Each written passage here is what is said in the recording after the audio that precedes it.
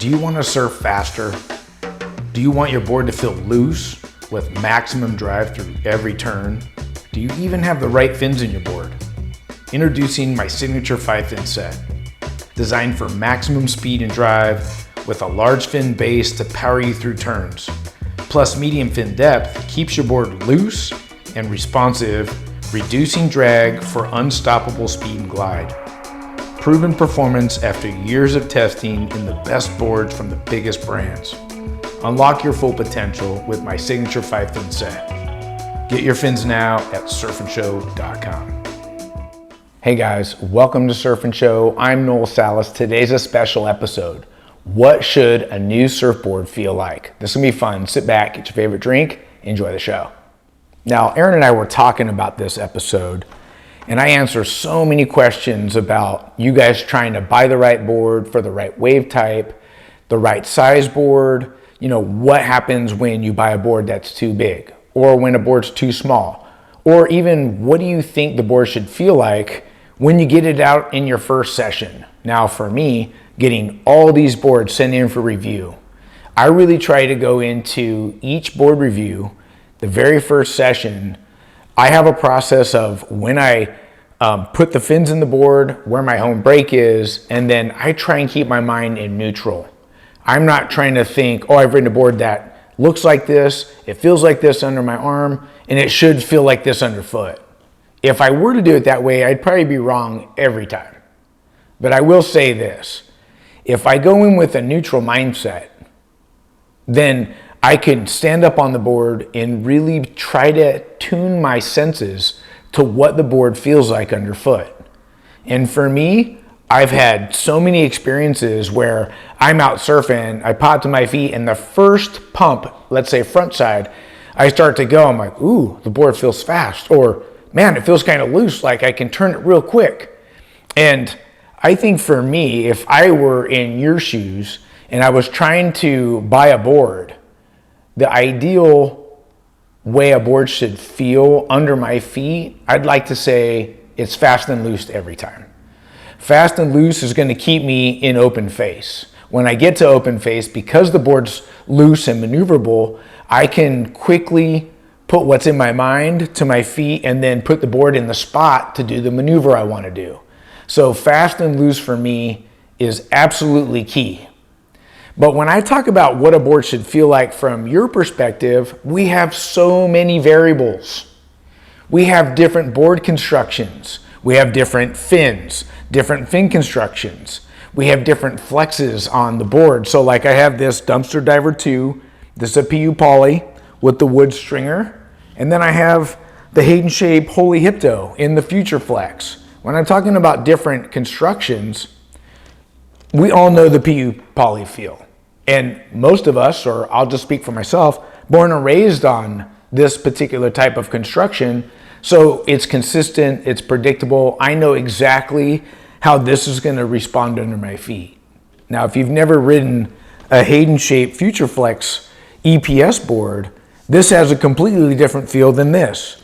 Not only is EPS foam a little bit more rigid, it sits a little bit more on top of the water, and I feel like it has a bit more pop or projection and drive coming in and out of turns.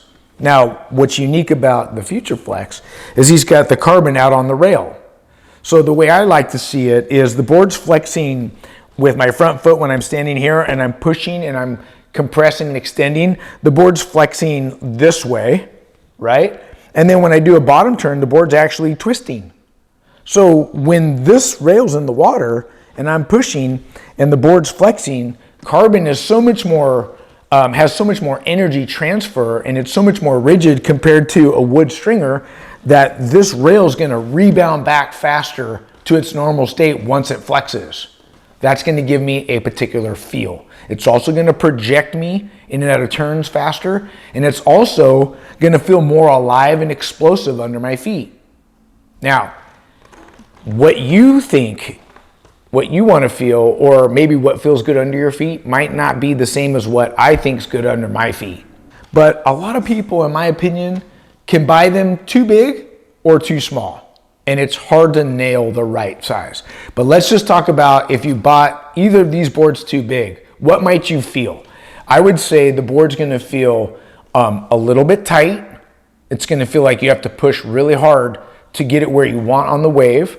And then it's gonna draw your turns a bit. And when I say draw them out, the longer the board, the more rail line, the more wave face I feel like that longer board would go in, it would go good in when you're doing your turns. If I'm in a smaller wave and the board feels too long and it's drawn out, then it's gonna limit how many turns I can get on that wave quickly. Now, vice versa, if you buy a board that maybe is a little bit too short, maybe a little bit under volume, you don't have enough rail line, it could feel twitchy, it could feel too loose, it could feel kind of hard to control. And then if it's under volume, maybe not having enough flotation, it could even be real catchy, like almost like bog or catch rail all the time. And I feel like that's one of the things I don't want any of my boards to feel like. I never want them to feel sticky. I don't want them to feel tight. And I hate if it feels like I have to push really hard to get it to what I want it to do on the wave face. So I'm just getting personal with you guys. So I like to ride my boards a little bit shorter. I have a volume range at 165. I like maybe 25 to 27 liters. Now for me in 2 to 6 foot surf, I like my boards to be around 5'5", 5'6", because I personally like my board to fit in a tight, small transition. So if the pocket's real small, I want the board to fit in that pocket real quick, so that way I can surf at maximum speed and projection through turns without having to lean back if the board's too long. And if the board's too short and I don't have enough rail line, that I'm not getting enough drive off my bottom turns and my cutbacks to keep my speed up to stay right where I want in the pocket on the wave face. Now we have to talk about fins, because the fins will really change the way a board feels too.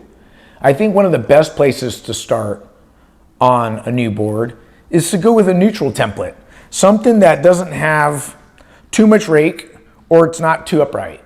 And I feel like by choosing a neutral template, if it's a thruster set of fins, you're gonna get the best out of what the board feels like from the board builder's perspective.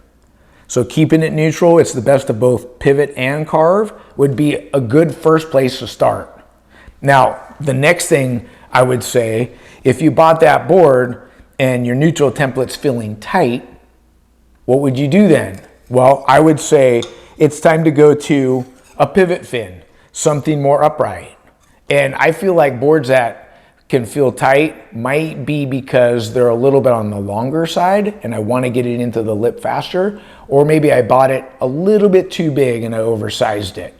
So before I ditch that board and sell it and go buy a new one, I might want to try a pivot template fin just to see if I can get that board to feel what you're looking for that board to feel like. And even the different size pivot templates. So let's say you're 165 pounds like I am. I remember putting in the P6 into a particular board, and then I went out surfing. And one of the things I noticed about the P6, which I really like the template a lot, it's pretty upright, is the board felt loose and I could put it where I want real quick, but I didn't have enough drive coming out of the board. And the way I experienced it is when I stood up got to my feet and I was trying to get down the line, I was having the hardest time getting that board to squirt and project me into open face so that way I could do my turns. Instead, I felt like I was always playing catch up with the wave face and surfing too far behind the wave. And it was just because I chose a medium pivot fin. So I switched from the P6 to the P8 and went with a large pivot fin, and boom, that board turned on. It was just like I was riding a completely different board. I do a bottom turn and I'm right into some open face and I've got all the pivot and the maneuverability that I want out of that board. So for me, I never ride a medium pivot fin unless I'm gonna run it as a quad. Then I might go medium pivot and medium quad rear. So then we have to talk about what a fin feels like from Honeycomb. Then you got Machado's fins, that's a speed generating fin. This is a flat foil. This has an inside like a concave foil for generating speed. There's fiberglass fins. We've got carbon fins. There's so many different variables to get what you want out of a board That's what inspired this episode. So I'm going to leave the comment field open for you guys to talk about what you personally like, because it'll help other people in our community. I'm good with you guys talking about the boards that you bought, the size that you bought, your weight, your skill level, the fins you love in the board, and why. Well, guys, I hope you enjoyed this episode, and if you like this type of content, hit me up in the comment field, maybe giving me some suggestions on what you want to see next. Look, if you like the show, subscribe, ring the bell so you don't miss an episode, and give us a thumbs up if you like our content. Until next time, we'll see you in the water. Bye-bye.